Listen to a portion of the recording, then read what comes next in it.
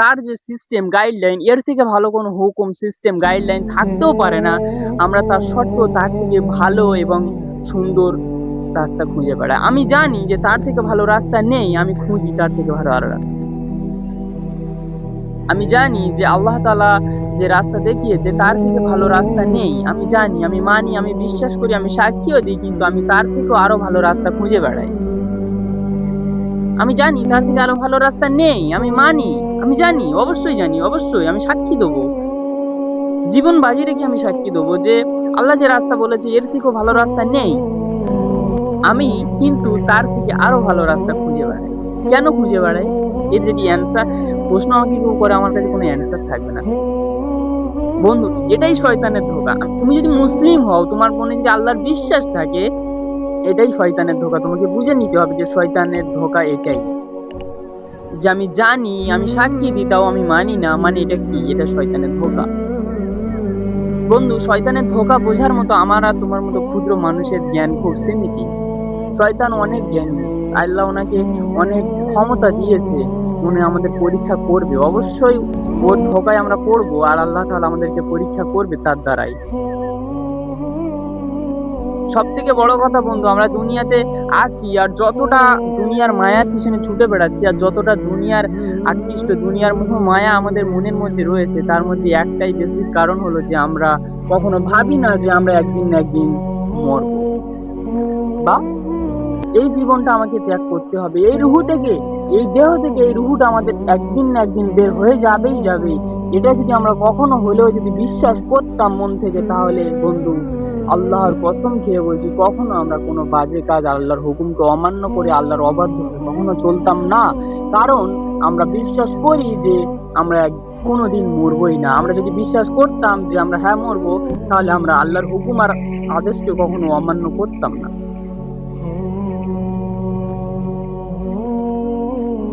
তাহলে এখানে যদি প্রশ্ন চলে আসবে যে না, এটা ভুল কথা বলছো তুমি, কখনো আমরা বিশ্বাস করি একদিন না একদিন মরবো। না বন্ধু, এটা ভুল। নিজের মনে নিজে হাত দিয়ে একটু প্রশ্ন করে দেখো তো, তুমি সত্যি কি বিশ্বাস করো তুমি একদিন না একদিন মরবে? তুমি সত্যি বিশ্বাস করো যে তুমি একদিন না একদিন মরবে?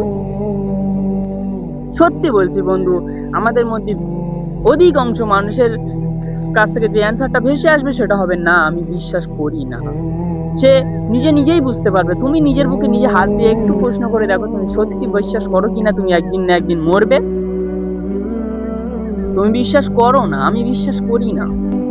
আমাদের মধ্যে করি, অনেকে বিশ্বাস করি, কিন্তু যারা বিশ্বাস করি তারা ঠিক পথে আছি। যদি বলি যে না আমি বিশ্বাস করি, তাহলে একটা কথা তোমাকে আমি বলে দিই। আমি আজকে তোমাকে যদি একটা সাপোজ, আমি সিম্পল বোঝাচ্ছি যে একটা উদাহরণ দিয়ে, আমি তোমাকে যদি বলি যে তুমি 150 বছর বাঁচবে।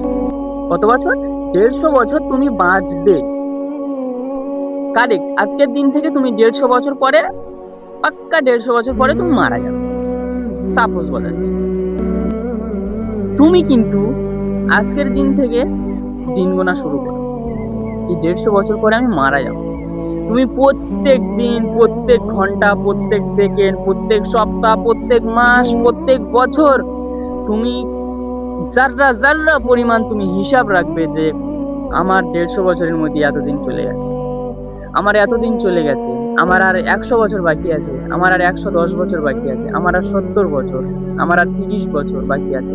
তোমার যত দিন ঘনিয়ে আসবে, তোমার একটা একটা বছর যাবে, তোমার তো আর রিজিক, তো তোমার খাবার তোমার মুখে উঠবেই না। বরঞ্চ তুমি সারাক্ষণ তুমি অঝর নয়নে কাঁদবে আর বলবে আল্লাহ মাফ করো, আল্লাহ দুনিয়া থেকে, দুনিয়ার ফিতনা থেকে বাঁচো। 24 ঘন্টা আল্লাহ জিকির আজকারে তুমি মগ্ন হয়ে থাকবে, 24 ঘন্টা তুমি কাঁদবে আর তুমি ফিকির করবে যে আমার জীবনের মেয়াদ শেষ। কিন্তু বন্ধু, নিজের বুকে নিজে হাত দিয়ে একটু বলো তো, নিজের আক্কেল বিবেক জ্ঞান বুদ্ধিকে কাজে লাগিয়ে একটু বলো তো, তুমি কি সত্যি 150 বছর বাঁচবে?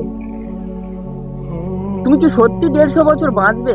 কিন্তু বন্ধু, আমাদের হায়াত 150 বছরের থেকেও কম। আল্লাহ তাআলা আমাদের হায়াতের বরকত কমিয়ে দিয়েছে। আমাদের হায়াত অত নেই এখন, যদিও বর্তমানে, তার সত্ত্বেও আমরা 150 বছর কখনো বাঁচাটা আমাদের জন্য সম্ভব নয়। আমাদের হায়াত তার থেকেও কম, কিন্তু আমরা ভাবি যে আমরা মরবো না, আর আমাদের কোনো চিন্তা ফিকিরও নয়। তাহলে কি আমরা সত্যি মানসিক সুস্থ আছি? কারণ যদি সত্যি মানসিক সুস্থ থাকতাম বন্ধু, আল্লাহকে আল্লাহর হুকুমকে কখনো এরকম ভাবে অমান্য করে নিজের হায়াত মোটেও আমাদের অ্যাভারেজ 70 থেকে 60 বছর এত দুষ্কানি আমাদের হায়াত। বন্ধু, আমরা শয়তানের ধোকায় এমন ভাবে পড়ে গেছি, আমরা এমন ভাবে শয়তানের ধোকায় পড়ে গেছি, এই দুনিয়াটাকে আমরা স্বর্গ জান্নাত মনে করে নিয়েছি, যে দুনিয়াটাই হলো জান্নাত, এই দুনিয়াই তো সব। আমার মনে হয় বন্ধু, আমরা সত্যিকারের সুস্থ নেই, আমাদের মানসিক রোগী হয়ে গেছি আমরা। কারণ আল্লাহ তাআলা আমরা জানি যে আল্লাহ তাআলার হুকুম চূড়ান্ত। আমরা জানি যে আখেরাত আছে, আমরা জানি অবশ্যই আমাদের হিসাব দেওয়া লাগবে। আমরা জেনে শুনেও আমরা এমন ভাবে বেড়াই, এমন ভাবে চলি যেন তার কোনো কেয়ারই নেই। আল্লাহ তাআলার হুকুমের কোনো 5 পয়সাও দাম দিচ্ছে না, এমন ভাবে চলে আল্লাহ তাআলা। বলো তো বন্ধু, এই গাদ্দারি কি আমাদের আজীবন থাকবে?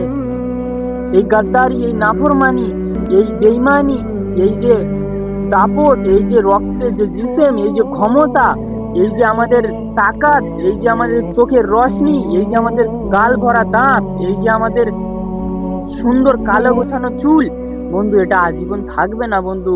বন্ধু আজীবন মোটেও থাকবে না। দোস্ত দোস্ত এখনো সময় আছে বন্ধু আমার, প্লিজ ফিরে আসি আমরা। কারণ আমাদের সময় বেশি নাই বন্ধু।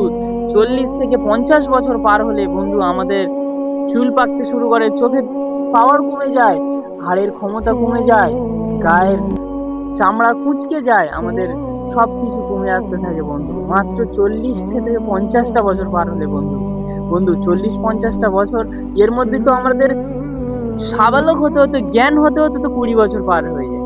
বাকি থাকে মোটে 30 বছর। 30 বছর আমাদের সবল জিন্দেগি পায় একটা, সুস্থ জিন্দেগি পায় একটা, মোটে 30 বছর। অ্যাভারেজ ধরছি আমি 30 বছর। তার মধ্যে তো 10 বছর আমরা ঘুমিয়ে থাকি, 10 বছর আমরা ঘুমিয়ে থাকি, অ্যাভারেজ পড়ে থাকে 20 বছর। তার মধ্যে তো 10 বছর আমরা কাজ করে বেড়াই, কাজ করি, নিজের জীবনে কিছু করতে হবে, করতে হবে। নেই 20 বছর আগে কাজ করি, 20 বছর পরে তো অবশ্যই কাজ করি। তাহলে 10 বছর আমরা কাজ করি, 10 নয় 7-5 কাজ করে বেড়াই। মোটে থাকে আমাদের কাছে মোটে 10 থেকে 12 বছর আমাদের কাছে সুস্থ সবল সুখের দাপট দেখিয়ে ঘোরার, একদম মানে নাফরমানি করার, আর সব থেকে বড় ওই মানে বেহায়াপনার বয়স হলো ওই মোটে ওই 10 থেকে 12 বছর। ওই বয়সটাই আমাদের জিসিমে খুন এমন ভাবে দৌড়ায় যেন আমরা মনে করি আমরা সব পেয়ে গেছি, সব পেয়ে গেছি আমরা। এমন ভাবে আমাদের জিসিমে খুন থাকে যেন মনে হয় দুনিয়া তো আমার কাছে। দুনিয়ার পিছনে এমন ভাবে ছুটে বেড়ায় যে দুনিয়া কামানোই হলো আমাদের লক্ষ্য। কিন্তু আদবে কি বন্ধু দুনিয়া কামানোটাই আমাদের লক্ষ্য? আল্লাহ তাআলা বলছে ওই বয়সটাই তুমি কাজে লাগাও। আল্লাহ তাআলা বলছে ওই বয়সটাই তুমি কাজে লাগাও। আল্লাহ তাআলার পরিকল্পনাটা দেখো, আল্লাহ রাসূল সাল্লাল্লাহু আলাইহি ওয়াসাল্লামের সুন্নাহটা দেখো কত সুন্দর। বলছে ওই বয়সটা তুমি কাজে লাগিয়ে জান্নাত কামিয়ে নাও। যে বয়সটা তুমি কাজে লাগিয়ে তুমি দুনিয়া কামিয়ে তোমার জীবনটা বরবাদ করছো, ওই বয়সটা তুমি কাজে লাগিয়ে তুমি তোমার জান্নাতটা কামিয়ে নাও। মাশাআল্লাহ, কত সুন্দর আল্লাহ তাআলার সিস্টেম। যুবক কাল, যৌবন কাল, একদম সবল কালটা তুমি আল্লাহর জন্য দাও, কারণ তোমার অনন্তকালের জিন্দেগি ওই বয়সটার ওই সময়টার উপরে নির্ভর করছে তোমার অনন্তকালের জিন্দেগি। তাহলে বন্ধু আমরা ওই কালটাই সব থেকে নাফরমানি করে কাটাই, তাহলে বলো আমরা কি সত্যি সুস্থ আছি? বন্ধু আমরা ফিরে আসি। আল্লাহ তাআলা আমাদের বুঝ, জ্ঞান, বিবেককে সঠিক পথে কাজে লাগানোর তৌফিক দান করুক বন্ধু। আল্লাহ তাআলা আমাদেরকে দুনিয়ার ফিতনা থেকে বাঁচিয়ে নিন। আমিন।